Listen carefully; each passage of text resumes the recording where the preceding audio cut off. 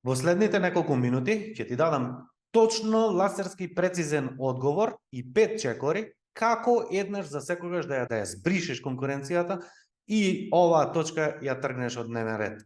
Доколку прв пат ме гледаш, јас сум Александар Кочовски, бизнис ментор. Се што правам се обидувам на предприемачите да им помогнат да заработат повеќе пари, да го организираат својот бизнис и да имаат како резултат на тоа повеќе слободно време. Доколку си прв пат на мојот канал, не заборавај да кликнеш на звончето и да се претплатиш како и во иднина би добивал вакви видеа. А сега, ајде да се вратиме и да ти ги објаснам 5 клучни чекори како еднаш за секогаш да ја збришеш конкуренцијата. Најголемиот проблем што не ти расте бизнисот е затоа што најверојатно малку или недоволно се бавиш со продажба. А слаба пак ти е продажбата затоа што недоволно или воопшто не се бавиш со маркетинг. И ова е најголемиот проблем токму за луѓето кои што се бават со директна продажба, комерција, мултилевел. Можеш да имаш супер производ. Можеш да имаш топ услуга. Можеш да имаш дури и лек за рак. Плачат луѓето, бараат, хитно им треба. Ама проблемот е што никој не те познава. Никој не знае за твоите производи и за твојата услуга. Светски познатиот маркетинг гуру Ден Кенеди има фантастично добра една изјава која гласи: да водиш бизнис, а да не се бавиш со маркетинг е идентично како да намигнуваш на некоја женска во мрак, само ти знаеш што правиш, но никој ниту те гледа, ниту знае што правиш. На еден тренинг кога бев кај Ден Лок, имаше 50 предприемачи учесници. 48 од нив рекоа дека би го развиле бизнисот и би заработувале повеќе пари кога би имале помалку конкуренција или кога конкуренцијата не би била толку агресивна, кога не би се бавела со нечестен бизнис, значи со спуштање цени. Глупости. Се насмевна им постави неколку прашања. Колку од вас трошат повеќе од $5000 месечно на маркетинг? Кренаа само двајца. Колку од вас имаат маркетинг тим? Повторно кренаат 2-3 луѓе. А колку од вас се бават всушност воопшто со себе промоција, со маркетинг, со едукација на клиенти, со личен бренд? Само 3-4 раце имаше во воздух. Постави уште едно прашање, а тоа е: нека кренат раце луѓето кои што заработуваат повеќе од $300,000 годишно. Повторно само 3-4 кренати раце во вис, и тоа не било кој, туку токму овие 3-4 луѓе кои што се бават со маркетинг, со личен брендинг, со промоција и инвестираат повеќе од $5000 на месечно ниво. Постојат 5 факти за луѓето кои што мораш да ги знаеш пред да донесат одлука да купат некој производ или услуга од тебе, и еве зошто мораш да се бавиш со маркетинг. Првиот факт е дека луѓето купуваат од оние луѓе на кои што имаат доверба и им веруваат. Сети се само, и ти си некаде купувач, и ти некаде си клиент, каде попрво носиш одлука да купиш производ или услуга? Кај луѓето кои што им веруваш или луѓето кои што ги гледаш прв пат и малку знаеш за нив? Вториот факт: луѓето купуваат од луѓе кои што се слични на нив. Па сети се, со кого повеќе сакаш да соработуваш? Со луѓе со кои што имате сличен муабет, ви одговара како човек, имате добра енергија, делите слични вредностни интереси, или со некој човек кој што нити знаеш кој е, нити каков е, нити имате 2-3 муабети да врзете. Третиот факт: луѓето купуваат од луѓе кои што ги познаваат. Па е пример: ти се расупува автомобилот, ти треба електричар, ти се расипал бојлерот, ти треба предмет за домаќинство, небитно. Кај кого попрво ти би купил производ или кај кого би го однел твојот автомобил? Кај некого што прв пат го познаваш или кај некој со кој што долго време имате одлична соработка? Четвртиот факт гласи: луѓето купуваат од луѓе со кои што се поврзали. Еве ти еден пример. Дали може да излезеш, не знам, еве во кафуле, запознаваш некоја девојка и веднаш да извадиш прстен и да ја предложиш брак?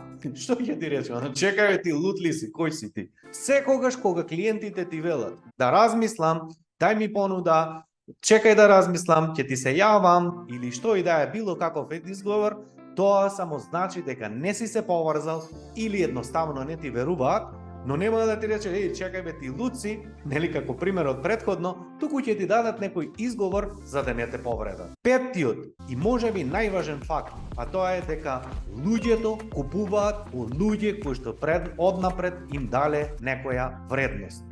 Ова е едукативниот маркетинг кој што во последно време зема најголем замав, но и ако не се бавиш со едукативен маркетинг, само сети се. Кога го започна твојот бизнис? Кога беше трпелив? Кога имаше енергија? Кога имаше ентузијазам?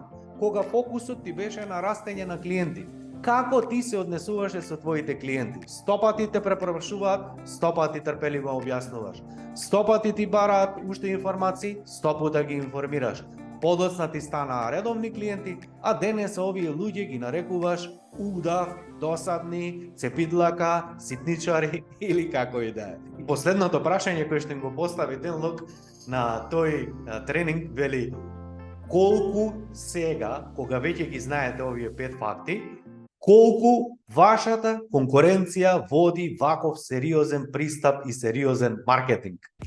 Им паднаа очите и подотворени усти на луѓето со се мене, кога ја свативме суштината и моќта на јакиот маркетинг. Најголемите предрасуди што ги имаат луѓето околу маркетингот е најпрво што се бават со него непрофесионално, ќе направат неколку објави, неколку промоции на не знам каков еден начин, ќе видат на самиот почеток дека нема резултат и подоцна викат: не, ова не функционира, ова не, пробав јас, нели? Но сети се, колку време ти требаше да бидеш професионалец во дејноста која што ја работиш? Колку време му треба на еден сметководител да научи да направи завршна сметка и сите останати книжења? На колку време му потребно на еден стоматолог за денес да биде професионалец, хирург, не знам, во својата дејност? Зошто мислиш дека во маркетингот, во продажбата, во водењето на бизнис, дека може да се однесуваме ноншалантно и да даваме на луѓе да го водат нашиот маркетинг кои што немаат појма, кои што не знаеме што треба да пренесат, кои што не следиме никаква стратегија и подоцна викаме ова не функционира. Нормално дека не функционира затоа што го водиш на аматерски начин. И еве ти ги 4 клучни точки кои што доколку ги сработиш внимателно како што треба, јас 100% сум сигурен дека не само што ќе ја збришеш конкуренцијата, туку точно овој прашање буквално ќе го тргнеш за секогаш од дневен ред. Првиот јасен одговор кој што мораш да го имаш на ова прашање е: зошто луѓето купуваат токму од вас? На ова прашање често луѓето викаат: па ние сме квалитетни, ние сме брзи, да, тоа ти го мислиш. Но за да имаш точен јасен одговор, не е битно овде твоето мислење, ти не се купувач сам на своите услуги и производи, туку ова треба да го добиеш од твоите најважни клиенти и што и да ти кажат, тоа е одговорот што ти е потребен, а не она ти што го мислиш. Второ, јак маркетинг. Еве ти пример. Што прави Топшоп? Што прави Комодита и слични на нив брендови? Буквално трошат као луди на маркетинг. По цел ден објаснуваат како изгледа производот кога ќе го користиш, кои бенефити ќе ги добиеш подоцна. Перницата ја врти од лево па на десно, подозгора, подоздола. Па ќе земе тенџерето, ќе го врти 25 серии, ќе ти сними како можеш да готвиш омилени јадења. Зошто? За да ти биде тебе интересно и потребно е време да твојот мозок поврзе дека ова е она што навистина ми е потребно. И гледај за чудо, ќе помине еден месец, цела држава усисивачи шарк, цела држава спие со перниците на тоти, цела држава има одеднаш реума, а реалноста е дека ништо од тоа не ти треба, туку некој ти всадил в глава, постојано гледајќи такви серии, емисии, едукативен маркетинг, си се поврзал со нив, си стекнал доверба, ти пласирале луѓе кои што, нели, ја даваат објаснувања дека тоа е конкретно, дека е вредно, дека нивниот живот се променил, дека нивната болка преку ноќ исчезнала, и не велам дека тоа е невистина или не е лошо, туку само сакам да те потсетам колку ова е важно и колку е битно да бидеш трпелив и да знаеш точно конкретно што работиш со секторот маркетинг. Трета работа, дознај што им е важно. Ова е нешто што можеш само да го добиеш од нив, не ти. Оти повторно ќе кажам дека ти не си клиент самиот на сопствените услуги. Седни и поразговарај со луѓето кои што ги имаш. Зошто и што им е важно за твојот производ или услуга? Купиле услуга, супер. Зошто им ја важно? Како бенефит добиле? Кои се тие вредности од тебе што ги добиваат? Значи, барај емоции, а не карактеристики. И четвртата, секако не помалку важна, но и како важна, а тоа е исполни ги ветувања. Значи, се она што си пласирал во маркетинг, ова правиме, така правиме, еве како изгледа услугата, еве како изгледа соработката со нас, еве ги кои се бенефитите кои што ќе ги добиеш, еве како ќе ја тргнеш болката, еве како повеќе да немаш никаков проблем, еве со овој производ услуга, како трајно ќе ги добиеш сите резултати, значи сето она што си го трубел во јавност, буквално седни и чекор по чекор исполни ги ветувањата. А како знаеш дали ги исполнуваш ветувањата? Преку јасен, точен одговор на две прашања. Колку често луѓето се враќаат и купуваат повторно и повторно производи или услуги од твојата компанија? И второто, колку јасно те препорачуваат? И на овие прашања, кога ќе им ги поставам на луѓето, често велат, па така е, нашиот бизнис постојано расте и се шири од препораки, луѓето не препорачуваат, се враќаат. Да, ова е делумно точно, јас се согласувам, но дали ги знаеш точни конкретни бројки кои што ги гледаш?